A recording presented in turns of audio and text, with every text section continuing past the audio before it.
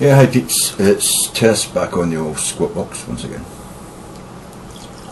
I've just watched Sarah Palin at CPAC, and to be honest with you, I expected something more akin with past Sarah Palin.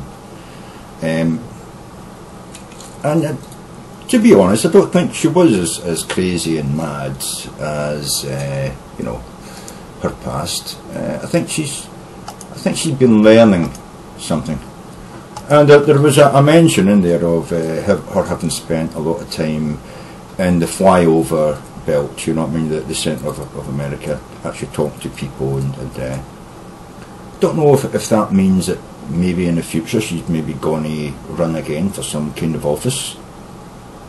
But she certainly seems to have been spending some time reflecting on her loss, her and McCain's loss, and the debacle that happened with Romney, and how Obama got his second term. She certainly seems to have been reflecting on that and spending some time going round, if not learning anything about overseas politics. You'll hear that if you watch the whole thing that I'm going to put up, that she hasn't learned anything else, anything more about international politics than she knew before. Because again, she mentions, I think the reference was to Syria, but she doesn't mention Syria specifically, but she mentions the fact of America wanting to send arms overseas to the Muslim Brotherhood, which is completely crap. In Syria at the moment, that the people fighting Assad, most of them are incursants who are coming in from outside, Muslim incursants coming out from outside. They're better armed because they're getting their arms from outside Syria, and the actual Syrians themselves are finding it very difficult to find the arms to oppose Assad. And America, France and Britain, I think, are thinking of trying to arm those, but they're worried. They are worried about what she's saying, that these arms could end up in the wrong hands, and rather than moderates getting the arms, that could be more fundamentalist Muslims who get the arms, and they don't want that. So this is a problem that's going through Europe and the UN at the moment, in America. But I think she's totally wrong to say it's the Muslim Brotherhood. They're in Egypt. I don't know if there's much Muslim Brotherhood in Syria, although there are a lot of Muslims fighters, fundamentalist Muslim fighters getting into Syria. But so she gave some mention to that, which I think she's still totally wrong about. But she did give some nodding acceptance of the fact that the Republicans have failed to connect with the American people. She gave some nodding acceptance and acknowledgement that the Republicans need to speak more about helping the middle class in America. She didn't mention the poor. She talked a lot about small business owners, and I believe her heart's in the right place there. I think she just got the wrong ideas. I think the Conservative ideas of helping small business actually doesn't help small business. It just goes further to improve the power of corporations. She did speak a fair bit about Washington as well, but she used her mention of Washington being broken and not working, continuously raising fatuous crises in order to stop any sort of leadership or action or solutions to the American problems being found. She mentioned that, but she used it in a way that she could turn around and say it's Obama's fault. She's Obama, bash, bash, bash, which was like a whole speech. Well, most of the speech, you see her occasionally going to the abattoir and collecting a whole load of raw meat to throw into the crowd. She gave a few nodding acceptance that a lot of the people in the audience are going to be God-fearing Christians. So there's a few mentions of God and stuff like that, but not in an overt way. She didn't come across as a fundamentalist Christian in this speech. Although, as I say, she gives a couple of nodding acceptances that there are Christians in the audience who believe that should be part of the political landscape. which I think is completely wrong. Religion should be totally exempt from participating in the political system, and I think that's what the founders of America meant when they said that the state should not formulate a national religion, unlike Europe, But even in Europe, these national religions are dying because without the great idea of competition, Europe found that people seen through the religious bullshit, She gave quite a few comments which were nods to the accepted premise, I think, that the talking points and the ideology and the preferred policies from the Democratic side to try and help America get out of its doldrums would work, but she puts them forward as something that the Conservatives should take up, without actually saying these are democratic ideas that we've stolen and we should accept and take on wholeheartedly as our ideas, But that's really what you're seeing in the Conservative side of the political discussion at the moment. They are trying to talk more about the immigrants, more about the middle class, more about the diversity of unfair recompense for the amount of work you put into your life. So there was mentions of that, and these are democratic talking points. The fact that the tax is unfair, the fact that the burden of tax is more on those who can't afford it.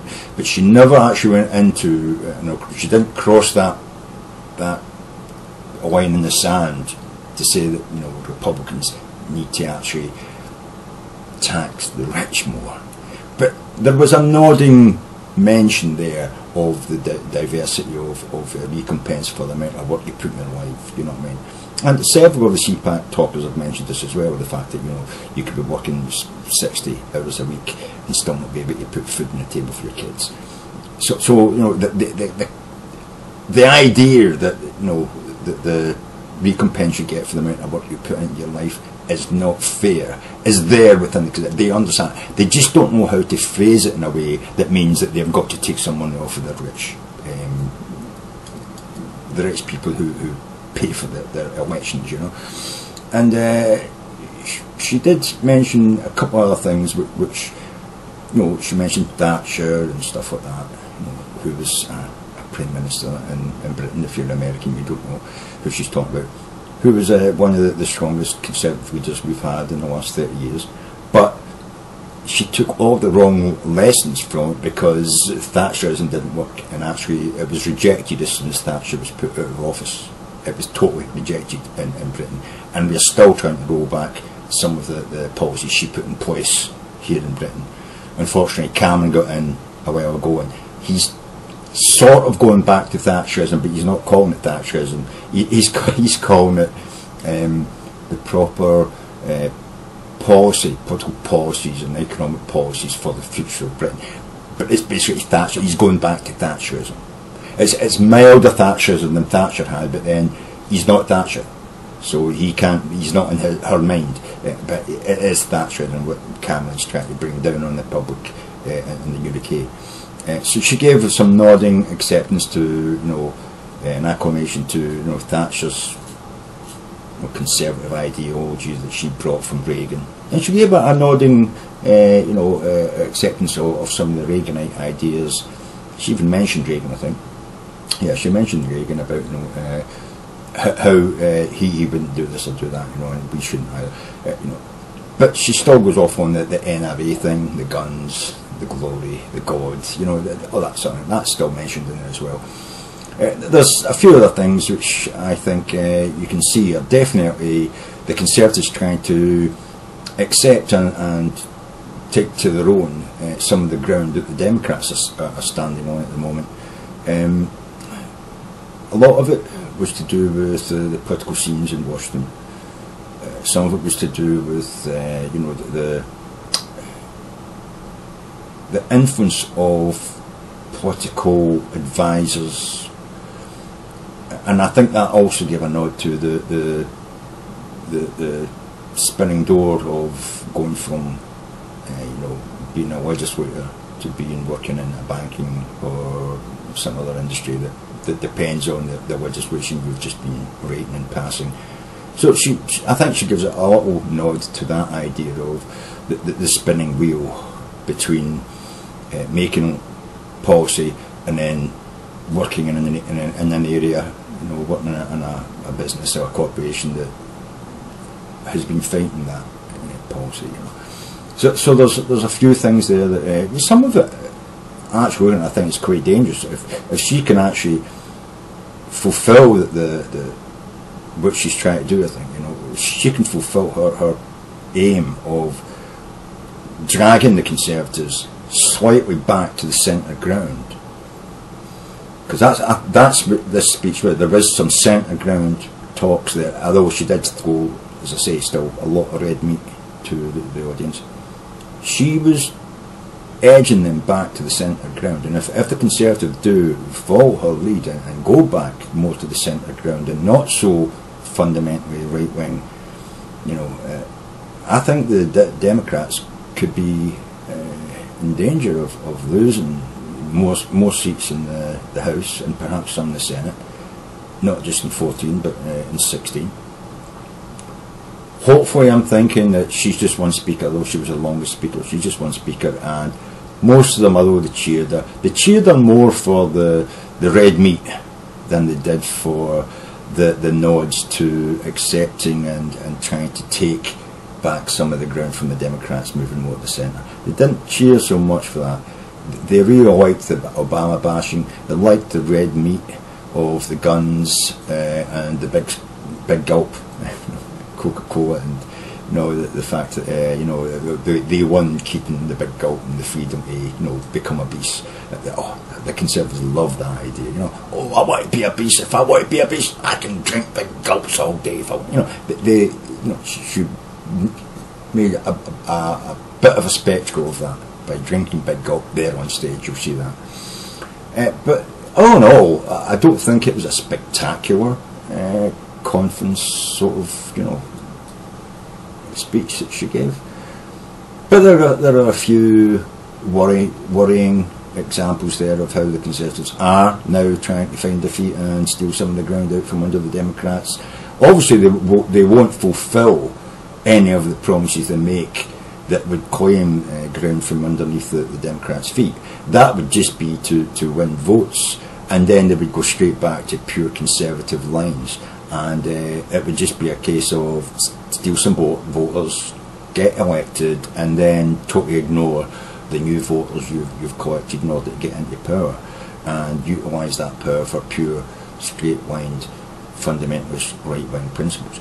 That's what I fear is she is pointing the way to Conservatives how they can pull the wool over some of the more independents and perhaps right-wing, centrist right-wing Democrats, and perhaps win some seats that they lost over the last sort of 4-6 years. It's possible they could do that if they follow her lead. I'm sure they won't follow her lead though. I think this is probably one of the last times you see Sarah Palin at CPAC. But if it isn't, then I'm sure the next time she comes back she will have narrowed down the ways in which she can become a political figure again, and there is a danger that she could come back and run for office if she is doing what I think she might be doing, which is she's doing the work slowly. She couldn't become a proper running mate for McCain in the time she was given, because she just wasn't ready. She wasn't ready to accept that she didn't know the things she needed to know, and she fought against them trying to fill her head with information she needed. I think now she's spending the time slowly, gradually. I think she's becoming more of a political figure and thinking more politically rather than randomly being herself. She's maybe learned a bit of restraint and a bit of control, And that could be dangerous over the next 4 or 6 or 10 years, because she's still a reasonably young woman compared to some of the men in power today. She could run for office in 16. She could still run for office in 2020. And it could be that over the next, 3-7 years, she learns enough to actually become another strongest candidate to run for office, and be one of the only people in American history that failed to become, the vice president in a presidential election, and then runs for office and perhaps becomes president. That is a huge fear of mine, that she could, say in 16 or 20, run for office and win. But maybe I'm reading too much into what I've seen in the video, but I'm going to put the whole video of her speech up from CPAC. I hope it doesn't get me blocked or kicked off of YouTube, because it's not my video. But I'm using this video as a sort of a critique of her, her speech, and I'm putting the whole speech up, not just bits, in order to let you see exactly how it goes together and why I came to these conclusions that I'm putting forward as a critique. So I'm hoping that's enough that YouTube can't say that I've abused the copyright, because I don't even know if C-SPAN is copyrighted, or where they think it's an abuse for me to put this up. But I'm just hoping that I don't get blocked or anything like that for putting this video. Anyway, thank you very much for watching. I know it's going to be a very long video. I mean, this is going to be like 40 minutes or so of video, so 50 minutes, nearly an hour. So anyway, I hope you will watch the whole of Sarah Palin after the 16 minutes or so of my video. Cheers guys, and slangy for them.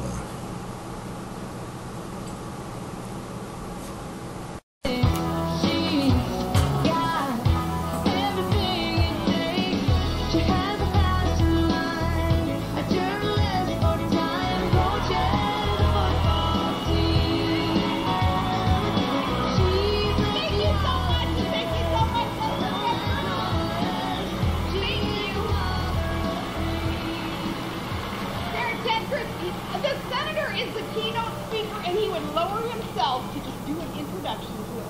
For a hockey mom from Wasilla, I am so honored.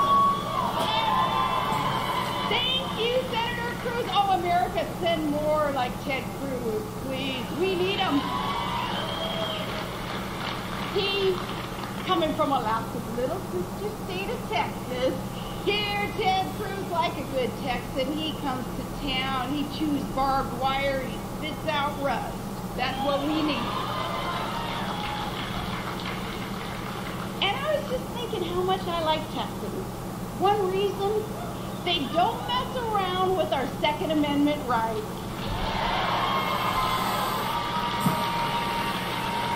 All the stuff coming lately from the White House to take away the good guys' freedom and the right to protect ourselves, with the most naive notion that the bad guys who ignore the laws, that all of a sudden they're going to follow some new law.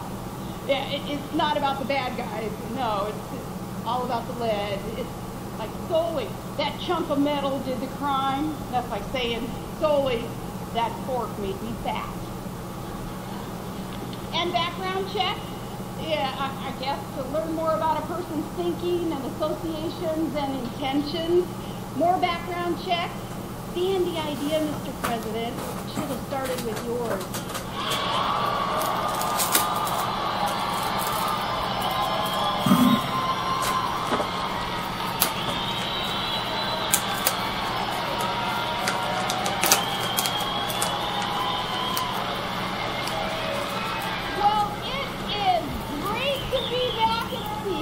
I'm so happy to be here, and it feels like it's coming home, even though it is only my second time here, but I kind of feel like I'm getting the hang of it already.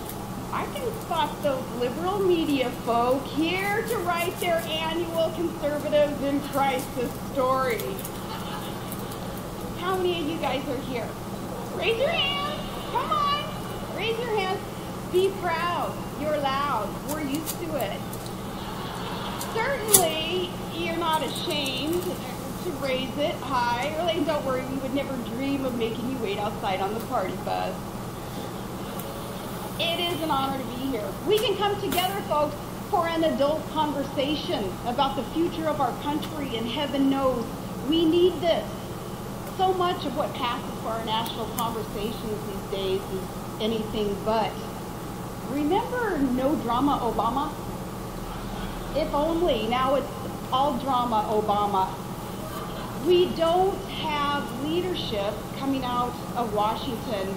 We have reality television.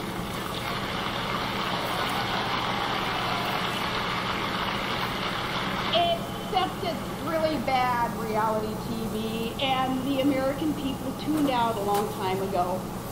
Entertainment TV is a good description of what's going on in D.C. because more than ever, it all feels like a put-on. Every event feels calculated to fool us somehow. Every speech feels like a con.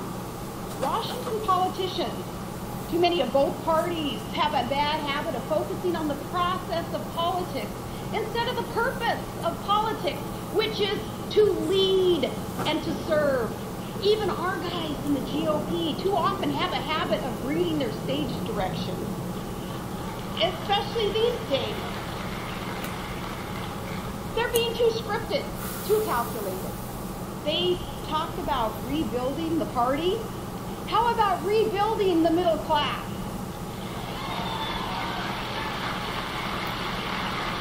They talk about rebranding the GOP instead of restoring the trust of the American people. Now, we can't just ignore, though, that we just lost a big election. Yeah, came in second out of 2. Second position on the dog sled team, it's where the view never changes, and the view ain't pretty. But we need to figure out then, our job, what will we do next? As we go about that, as we talk to one another and listen to what the speakers have to say, let's be clear about one thing. We're not here to rebrand a party. We're here to rebuild a country.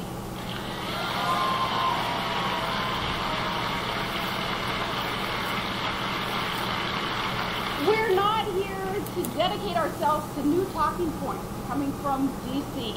We're not here to put a fresh coat of rhetorical paint on our party.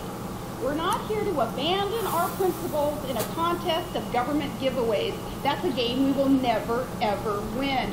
We're here to restore America, and the rest is just theatrics. The rest is sound and fury. It's just making noise. And that sums up the job President Obama does today. Now, he's considered a good politician, which is like saying Bernie Madoff was a good salesman. The difference being the president is using our money. You know, I spend most of my time in flyover country, the heart of the heartland of America.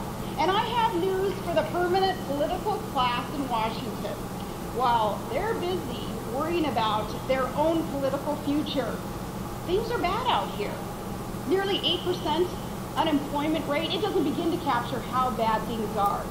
Even the dismal rates announced of 0.1% economic growth, that doesn't tell the story of the pain that Americans feel.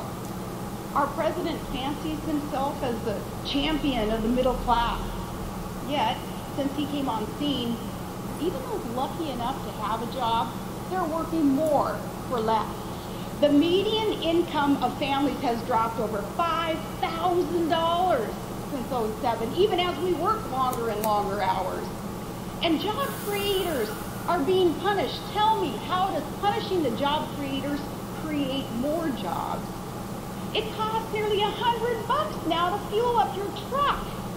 It costs tens of thousands of dollars to send your child to college. Man, the price of a case of diapers today, nearly, these prices, the cost, the impacts on the American family budget. And while the middle class Americans, while we're breaking their budget, the Democrat-controlled Senate refuses to pass a budget. That was how many years ago that they did? How many trillions in debt ago? All in violation of Article 1, Section 9, Clause 7 of our U.S. Constitution. No budget for 4 years.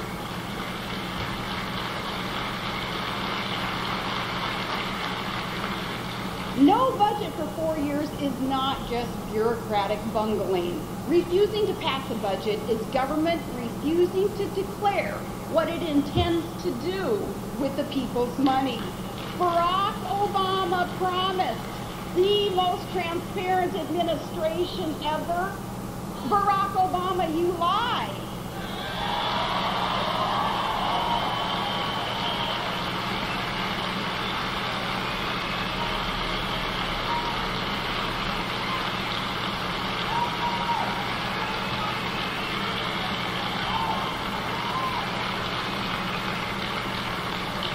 There is a direct correlation between the Senate stubbornly refusing to pass the budget and the Senate selfishly agreeing to go ahead and spend our children and our grandchildren's money. No budget is no leadership. And it's time for America to get more outraged about this. Never before have our challenges been so big and our leaders so small. Now, when we were here last year, the words on everyone's lips and the wish in your heart was for Barack to pack her up and bubble wrap the Nobel and the club and the high top and head on back to Chicago. Well, the election came and went. But the campaign never stopped. At a time when our country is desperate for leadership, we get instead a permanent campaign. But here's the thing. Leaders take risks for the good of our country. Campaigners make promises they can't keep. Leaders reach across political differences. Campaigners double down on those differences. Leaders seek to bring Americans together to confront our challenges. And campaigners, they seek to divide and to conquer and to orchestrate crisis after crisis after crisis to exploit. Mr. President, we admit it. You won. Accept it. Now step away from the teleprompter and do your job.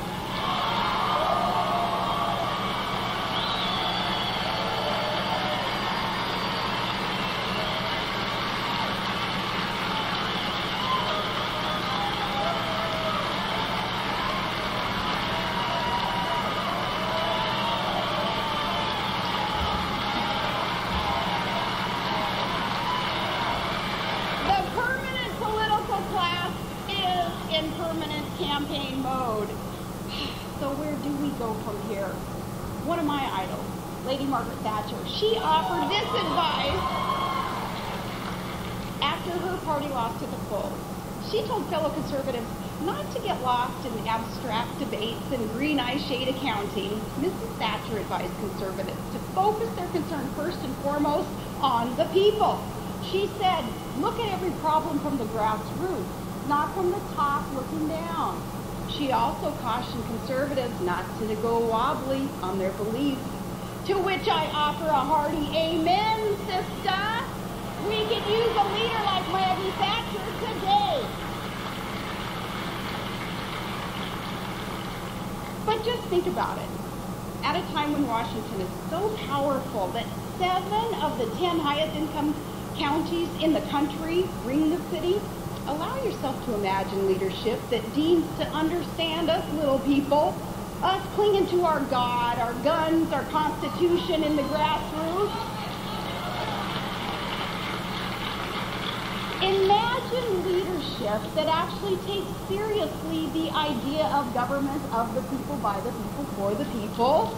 Imagine leadership that knows how to prioritize, to ensure national security, and to stop government waste. That's leadership that would have as its guiding light, its great North Star, our U.S. Constitution.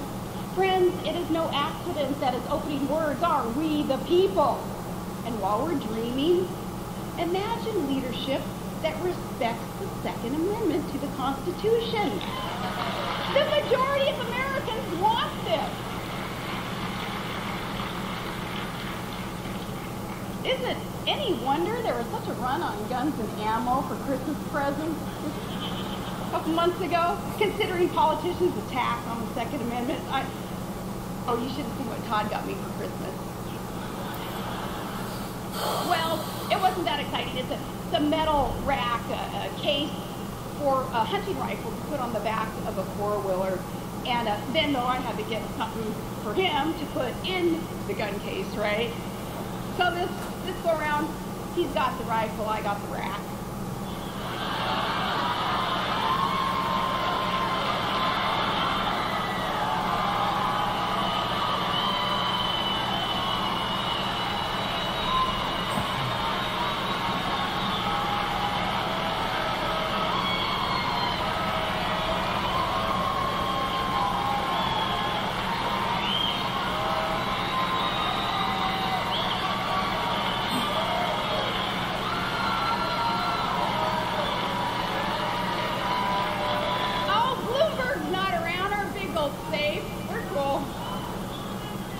Shoot, it's just pop with low-cal ice cubes in it. I hope that's okay.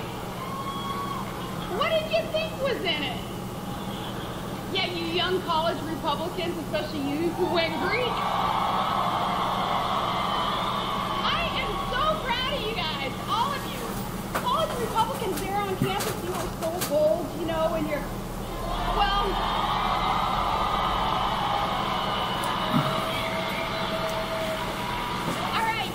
keep your courage up. And my only piece of advice, because I'm a mama, my only piece of advice to our young college Republicans is you gotta be thinking Sam Adams, not drinking Sam Adams. And that's just a joke. I don't want to now hear from the CEO of some brewery who accused me of being in my beer ice. It was a joke. You guys just keep up your good work, though.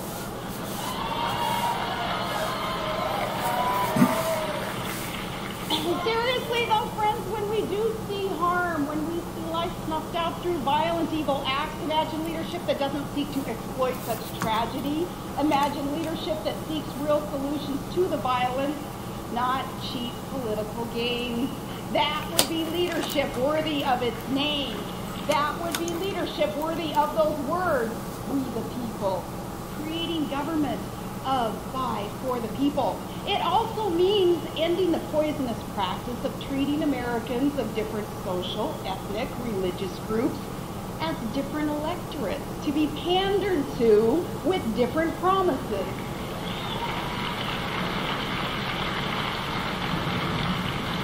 If we truly believe the words of our other founding documents, the Declaration of Independence, with its world-changing assertion that yes, all men are created equal, then there are no Hispanic issues or African-American issues or women's issues.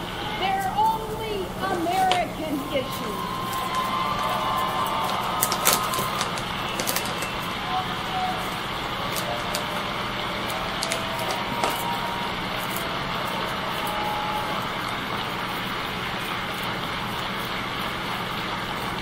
Now, CPAC, in order to be effective, though, in order to have any power to change things for the better, as conservatives, we must leave no American behind, and we must share our powerful message of freedom and liberty to all citizens, even those who may disagree on some issues, because there is solid common ground in fighting against government overreach and for independence. And those who may disagree with us on some issues, they're not our enemies. They're our sisters and our brothers. They're our neighbors. They're our friends. It's imperative to reach out and to share that conservative message of liberty and less government and lower taxes and individual responsibility. It's time we all stop preaching to the choir and let's grow. America already has one party that's expert at pitting groups against one another, and we'll never win a contest of identity politics. We shouldn't even try. If Believe in America is more than just a catchy campaign slogan, then we have to believe in America's exceptionalism and her greatest achievement, that no one is guaranteed success, but everyone is guaranteed an equal opportunity at success.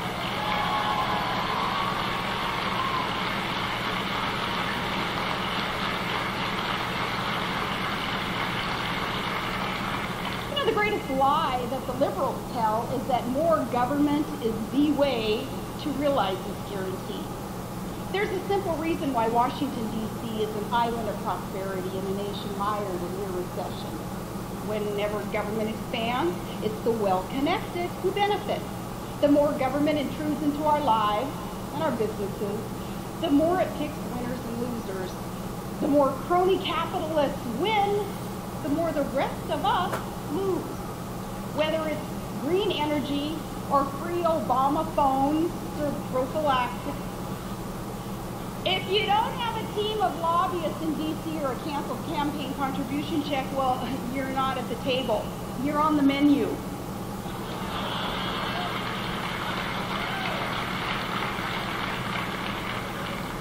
If Mrs. Thatcher were with us here today, she would remind us there's a big difference between being pro-business and being pro-free market. On this, there can be no mistaking where conservatives stand. It's time for we the people to break up the cronyism and put a stake through the heart of too big to fail once and for all.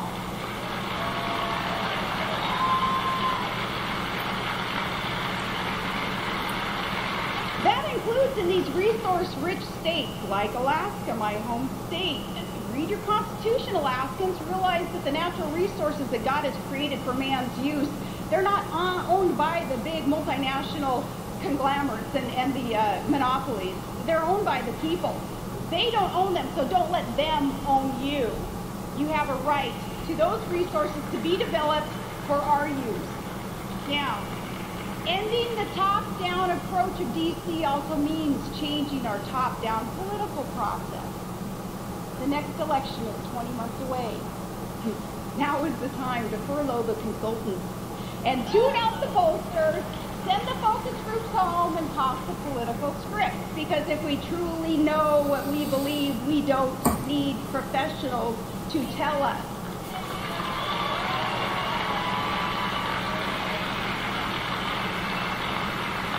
And if we truly seek to know the hearts and minds of the American people, there is no substitute for going out and asking them, being one of them with real-world experience, actual conversations with actual hard-working Americans.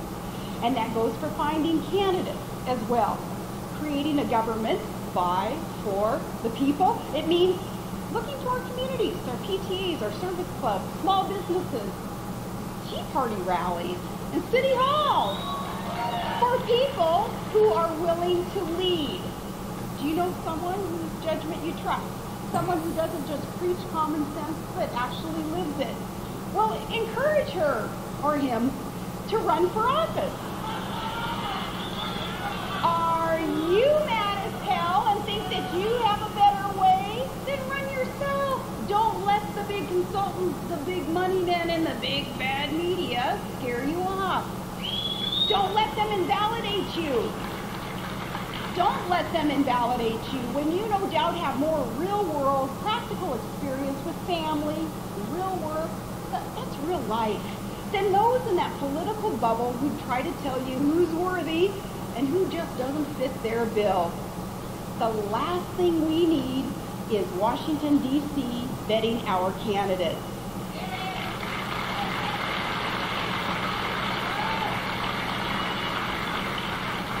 If these experts who keep losing elections, keep getting rehired, raking in millions, if they feel that strongly about who gets to run in this party, then they should buck up or stay in the truck. Buck up and run. The architect can head on back to... They can head on back to the great Lone Star State and put their name on some ballot. So for their sake, I hope they give themselves a discount on their consulting services. you have heard a lot of different voices offering a lot of different ideas the past few days. I am just humbled. I am so grateful to just be one of them. I've been so blessed to spend so much of these past years getting to know even more of America, not from the top down, but from the heart, looking out. And this I know. There is more wisdom, more character, more grit and common sense in the soldiers and the moms and the teachers and the laborers and the firemen and the fishermen and you students and the cowboys and other extraordinary Americans that I've met along the way than will ever be found in the cocktail parties of power across the river.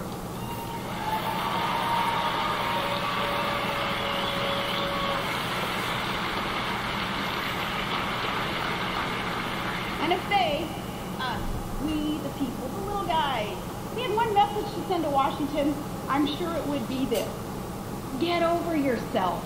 It's not about you.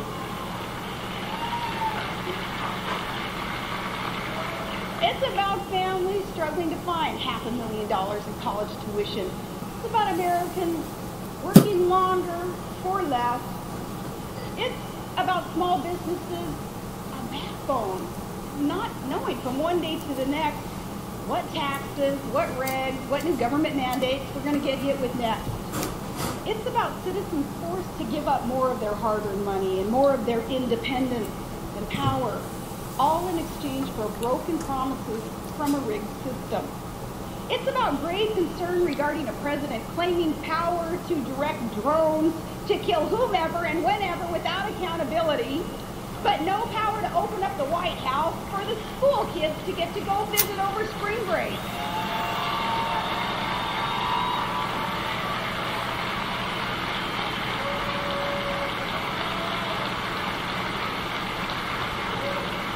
It's about concern over a president that would prioritize not being able to afford to keep that White House open for those students, but to send $250 million in our weapons to the Muslim Brotherhood. Priority. America, you deserve better than that. We deserve better than the people who call themselves our leaders. But we won't get it unless we're ready to fight. And this is one fight that is worth it. If we have faith in we the people, if we teach America's foundation of work ethic and development of our natural resources, if we believe in the charters of freedom that guide us, if we trust in the promise of opportunity that binds us, if we know the providential hand that made America exceptional and respects the innocent life that he creates, then we will save our movement, and then with hard work, humility, and the grace of our loving God, we will save our country. God bless you, CPAC, and God bless the United States